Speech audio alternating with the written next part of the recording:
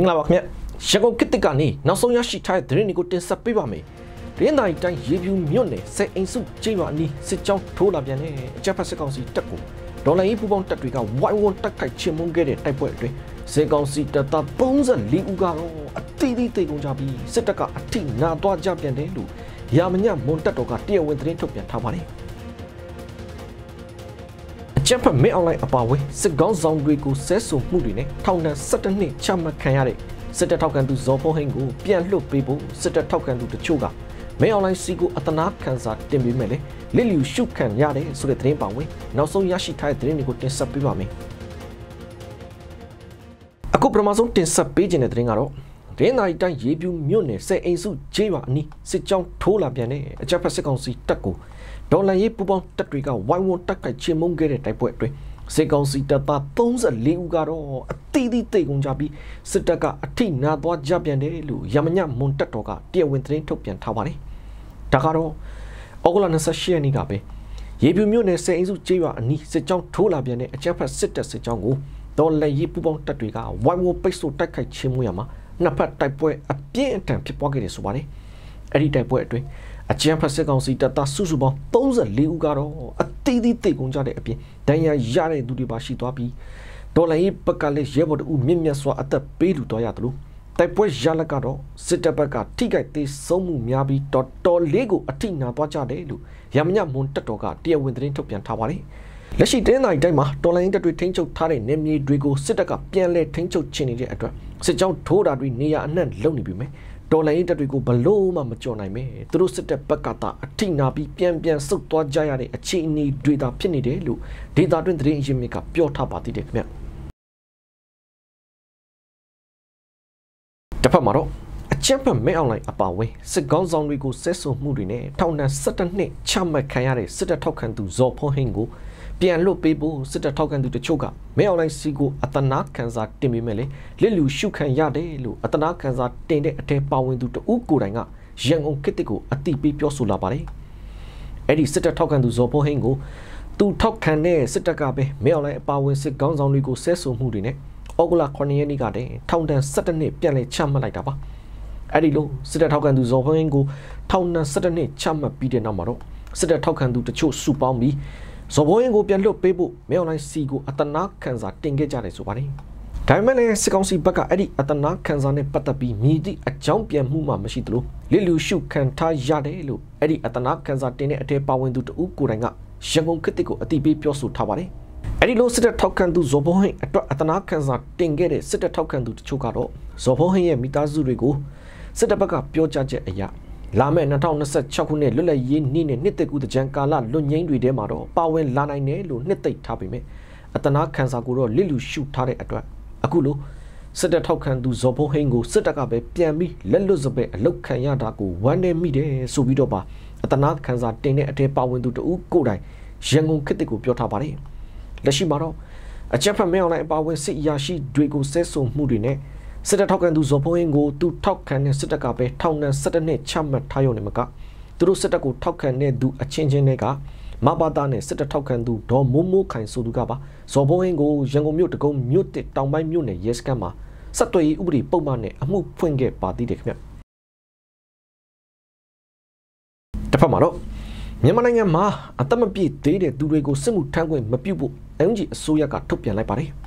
လက်ရှိအကြမ်းဖက်စစ်ကောင်စီတပ်ကအတမပြည့်သေးတဲ့လူငယ်တွေကိုပါသူတို့ရဲ့စစ်မှုထမ်းအပတ်စဉ်အတွက်အတင်းအကျပ်လူသစ်စုဆောင်းတာတွေလုပ်နေကြပြီပဲတစ်ဖက်ကအမျိုးသားညီညွတ်အစိုးရအန်ဂျီကာကွယ်ရေးဝန်ကြီးဌာနလက်အောက်ခံ PDF တပ်တွေနဲ့ဒေသကာကွယ်ရေးတပ်တွေမှာတော့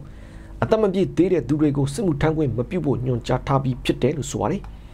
ဒါကိုလည်းသက်ဆိုင်ရာတော်လှန်ရေးတပ်တွေကလိုက်နာကြဖို့ကိုပါအဆင့်ဆင့်ညွှန်ကြားထားသလို PDF တပ်ဖွဲ့အသီးသီးမှာအသက်16နှစ်မပြည့်သေးတဲ့သူတွေကိုလည်းဝင်ရောက်တာဝန်ထမ်းဆောင်ခွင့်မပေးဖို့ညွှန်ကြားထားတယ်လို့ MG ရဲ့ထုတ်ပြန်ချက်ထဲမှာဆိုထားပါတယ်။တကယ်လို့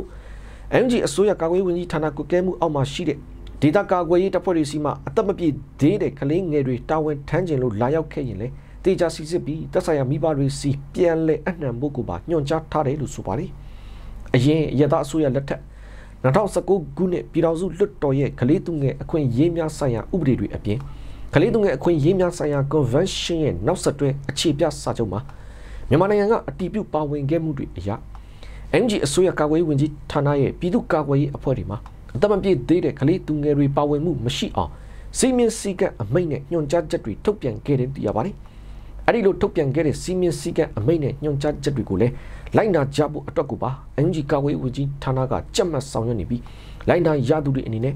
အဆိုပါကိစ္စရက်တွေကိုဖောက်ဖျက်ကျူးလွန်ရင်စစ်ဘက်ဆိုင်ရာဥပဒေလုံထုံးလုံနည်းတွေနဲ့အညီစစ်ဆေးအရေးယူမှုခံရမယ်လို့လည်း NUG ရဲ့ထုတ်ပြန်ချက်မှာဖော်ပြထားပါတယ်ခင်ဗျာ။တစ်ဖက်မှာတော့ပဲခူးတိုင်းကမင်းလာမြို့ပေါ်မှာအကြမ်းဖက်စစ်ကောင်စီရဲ့အတူရောင်ရွေးကောက်ပွဲဝင်မဲ့စစ်တပ်လက်အောက်ခံချက်ဖို့ပါတီရုံးကိုဒေါ်လာရေးဘော်တွေကတတိပေးပေါက်ခွဲမှုပြုလုပ်ခဲ့ပြီးဒယာဝရီခရိုင်အတွင်းကမြို့နယ်အားလုံးမှာရွေးကောက်ပွဲအတွက်ပူးပေါင်းမှုတွေကိုတိုက်ခိုက်သွားမယ်လို့ဒယာဝရီခရိုင် PDF တရင်3832တာဝန်ခံကရန်ကုန်ခေတ်ကိုပြောပါတယ်။ဒါကတော့ဩဂုတ်လ29ရက်နေ့ဖြစ်တဲ့မနေ့ကည9:00နာရီကျော်လောက်မှာပဲမင်းလာမြို့ပေါ်ဘိုးယုံတန်းရက်ကွက်ကစစ်ကောင်စီရဲ့အတူရောင်ရွေးကောက်ပွဲဝင်မဲ့စစ်တပ်လက်အောက်ခံချက်ဖို့ပါတီရုံးဝင်ပေါက်အနီးကိုဒေါ်လာရေးရဲဘော်တွေကတတိပေးဖောက်ခွဲမှုပြုလုပ်ခဲ့တယ်ဆိုပါတယ်။အဲဒီလိုဖောက်ခွဲမှုအတွင်းချက်ဖို့ပါတီရုံးကိုလုံခြုံရေးယူပေးထားတဲ့အဆောင်စစ်သားတချို့ပါထိခိုက်ဒဏ်ရာရမှုတွေရှိထားပြီးအဓိကကတော့စစ်တပ်ကလုံးမဲ့အတူရောင်ရွေးကောက်ပွဲဝင်ဖို့လုပ်နေတဲ့ချက်ဖို့ပါတီရုံးကိုဒီထက်ပြင်းတဲ့ဖောက်ခွဲမှုတွေထပ်ပြီးလာမယ်ဆိုတာကိုတတိပေးတဲ့အနေနဲ့ကနဦးဖောက်ခွဲမှုပြုလုပ်ခဲ့တာဖြစ်တယ်လို့လည်းဒါဝရီခန် PDF တရင်3832တာဝန်ခံကပြောထားပါတယ်။ဒါအပြင်ဒါဝရီခန်အတွင်းကမြို့နယ်အားလုံးမှာအကြမ်းဖက်စစ်တပ်ကပြုလုပ်မဲ့တရားမဝင်အတူရောင်ရွေးကောက်ပွဲကိုပူးပေါင်းပါဝင်မဲ့သူတွေကိုလည်းစစ်ရေးပြစ်မှတ်အဖြစ်သတ်မှတ်ပြီးပြင်းပြင်းထန်ထန်တိုက်ခိုက်သွားမှာဖြစ်တယ်လို့လည်းဒါဝရီခန် PDF တရင်3832တာဝန်ခံကတတိပေးထားပါသေးတယ်ခင်ဗျ။တစ်ဖက်မှာတော့ကချင်ပြည်နယ်ဖားကန့်မြို့မရှိကထောင်ရက်ကွက်ရဲ့ကြောက်စိမ့်တောင်တရားထိပ်မှာလူငယ်15ဦးကိုအကြမ်းဖက်စစ်ကောင်စီတပ်ကဖမ်းဆီးသွားကြပြန်တယ်လို့ဒေသခံပြည်သူတွေကရန်ကုန်ခေတ်ကိုပြောပါတယ်။ဖြစ်စဉ်ကတော့ဩဂုတ်လ29ရက်နေ့ညပိုင်းကပဲဖားကန့်မြို့မရှိကထောင်ရက်ကွက်ရဲ့ကြောက်စိမ့်တောင်တရားထိပ်ကိုအကြမ်းဖက်စစ်ကောင်စီတပ်သားတွေဟာကားနဲ့ရုတ်တရက်ရောက်လာပြီးတဲ့နောက်လူငယ်15ဦးကိုဖမ်းဆီးသွားကြတယ်ဆိုပါတယ်။အဲဒီလိုစစ်ကောင်စီတပ်ကလူငယ်15ဦးကိုဘာကြောင့်ဖမ်းဆီးသွားတယ်ဆိုတာနဲ့ဘယ်နေရာကိုခေါ်သွားတယ်ဆိုတာကိုလည်းမသိရဘူးလို့ဒေသခံပြည်သူတွေကပြောထားကြပါတယ်။အဲဒီလိုပဲအကြမ်းဖက်စစ်ကောင်စီတပ်ကဖားကန့်မြို့နယ်မှာလူငယ်တွေကိုမထင်ရင်မထင်သလိုစစ်ဆေးပြီးဖမ်းဆီးတာမျိုးတွေမကြာခဏလုပ်လို့ရှိပြီးလက်ရှိဖားကန့်မြို့ပေါ်မှာဆိုရင်လည်းစစ်တပ်ကအင်အားအလုံးရင်ချထားသေးတယ်လို့ဆိုပါတယ်။ဒါအပြင်ဖားကန့်မြို့နယ်အမိုက်ပုံဘက်ကနေဆင်းလာတဲ့လမ်းပေါ်မှာလည်းစစ်ကောင်စီတပ်သားတွေဟာမောင်းတန်ဂိတ်ကိုချပြီးစစ်ဆေးတာတွေလုပ်နေတယ်လို့တစ်ဖက်ကပန်းတင်တရားပတ်မှာလည်းစစ်ဆေးမှုတွေရှိနေပြီးအဲဒီလိုစစ်ကောင်စီတပ်သားတွေစစ်ဆေးတဲ့အချိန်မှာလည်းဖမ်းဆီးခံရသူတွေရှိနေတယ်လို့ဒေသခံပြည်သူတွေကပြောထားကြပါတယ်။လက်ရှိဖားကန့်မြို့ပေါ်ရက်ကွက်9ခုကိုအခြေပြုပြီးအကြမ်းဖက်စစ်ကောင်စီတပ်ကသူတို့ရဲ့အတူရောင်ရွေးကောက်ပွဲကိုလုပ်ဖို့စီစဉ်နေတယ်လို့တစ်ဖက်မှာလည်းဘာမှမဆိုင်ပဲပြည်သူတွေကိုဖမ်းဆီးတာတွေသူတို့စစ်တပ်စစ်ကြောင်းလာတဲ့လမ်းမှာပစ်ခတ်တပ်ဖြတ်တာတွေလုပ်နေရမှာမေလာကစပြီးသူတို့စစ်တပ်ကဖားကန့်မြို့နယ်အတွင်းစစ်ကြောင်းထိုးတဲ့ကာလအတွင်းမှာလည်းပြည်သူအယောက်80ကျော်ကိုတပ်ဖြတ်ခဲ့ပြီးဖြစ်တယ်လို့လည်းဒေသခံပြည်သူတွေကပြောထားကြပါတယ်ခင်ဗျ။တစ်ဖက်မှာတော့ DNA ထိန်းချုပ်ထားတဲ့ကြောင်မဲမြို့နယ်ကရသပြည်သူတွေနေထိုင်ရာခိုက်တုံဟုံးကျေးရွာကိုအကြမ်းဖက်စစ်ကောင်စီတပ်ကလက်နက်ကြီးတွေနဲ့ပစ်ခတ်မှုကြောင့်စစ်ဆောင်ပြည်သူဦးစိုးမောင်ဟာကြီးထိမှန်သိဆုံးခဲ့ရတယ်လို့ဒေသခံပြည်သူတွေနဲ့ပရိုက်တာအဖွဲ့ဝင်တချို့ကပြောပါတယ်။ဖြစ်စဉ်ကတော့ဩဂုတ်လ29ရက်နေ့ဖြစ်တဲ့မနေ့ကပဲ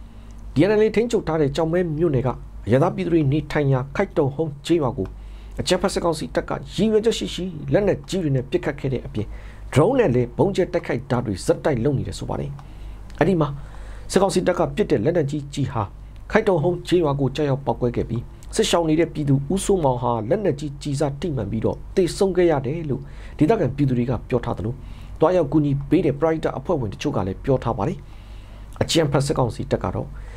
TNLA သိမ်းပိုက်ထားတဲ့မြို့တွေကိုပြန်လဲလိုချင်နေတဲ့အတွက်တရုတ်နိုင်ငံကနေတဆင့် TNLA ကို PRP ခိုင်းတာတွေလုပ်နေုံနဲ့မကတစ်ဖက်မှာလည်းမြေပြင်မှာစစ်ကြောင်းထိုးတာတွေနဲ့လေကြောင်းတိုက်ခိုက်မှုတွေလက်နက်ကြီးပစ်ခတ်မှုတွေလုပ်နေရမှာရသပြည်သူတွေကိုပါရည်ရွယ်ချက်ရှိပြစ်မှတ်ထားတိုက်ခိုက်မှုတွေလုပ်နေတယ်လို့လည်းဒေတာတွင်းသတင်းအရင်းမြစ်ကပြောထားပါသေးတယ်ခင်ဗျတစ်ဖက်မှာတော့မကွေးတိုင်းနမောက်မြို့နယ်ကရသပြည်သူတွေနေထိုင်ရာတနက်ပေါက်တော်တဲတိုက်ကိုအကြမ်းဖက်စစ်ကောင်စီတပ်ကစက်တက်လေဒီနဲ့လာပြီးဘုံကျဲတိုက်ခိုက်သွားမှုကြောင့်အသက်14နှစ်အရွယ်မိန်းကလေးတဦးသေဆုံးခဲ့ရပြီးဖခင်ဖြစ်သူကဒဏ်ရာရထားတယ်လို့နမောက်မြို့နယ်ပကပတာဝန်ခံကရန်ကုန်ခေတ်ကိုပြောပါတယ်။ဒါကတော့ ဒီကနေ့ဩဂုတ်လ30ရက်နေ့မနက်ပိုင်းမှာပဲနမောင်မြို့နယ်ကအရသာပြည်သူတွေနေထိုင်ရာတနက်ပေါက်တော်တဲတိုက်ကိုမိဒီလာလီတက်ကနေတက်လာတဲ့အကြမ်းဖက်စစ်ကောင်စီတပ်ရဲ့17လေဒီကဘာတိုက်ပွဲမှမဖြစ်ပဲဘုံကျဲတိုက်ခိုက်သွားတယ်ဆိုပါတယ်အဲ့ဒီလိုစစ်ကောင်စီတပ်ရဲ့လေကြောင်းကနေဘုံကျဲတိုက်ခိုက်မှုကြောင့်အသက်14နှစ်အရွယ်မိန်းကလေးငယ်တဦးသေဆုံးသွားတဲ့အပြင်ဖခင်ဖြစ်သူလည်းဒဏ်ရာရထားတယ်လို့နမောင်မြို့နယ်ပကပတာဝန်ခံကပြောထားပါတယ်လက်ရှိအကြမ်းဖက်စစ်ကောင်စီတပ်ကဘာတိုက်ပွဲမှမဖြစ်တဲ့နေရာတွေကအရသာပြည်သူတွေကိုပါပြစ်မှတ်ထားပြီးဘုံကျဲတိုက်ခိုက်တပ်ဖြတ်တာတွေကိုရည်ရွယ်ချက်ရှိလှုပ်ဆောင်နေပြီးစစ်ရာဇဝတ်မှုတွေကိုပြောင်းတင်းကျူးလွန်နေကြတယ်လို့လည်းဒေတာတွင်းသတင်းရင်းမြစ်ကပြောထားပါသေးတယ်ခင်ဗျဟုတ်ကဲ့ဒါကတော့ရုံခေတ်ကနေနောက်ဆုံးရရှိထားတဲ့သတင်းတွေကိုတင်ဆက်ပေးခဲ့တာပါကြည့်ရှုပေးခဲ့တဲ့အတွက်ကျေးဇူးတင်ပါတယ်ကျွန်တော်နားငယ်ပါ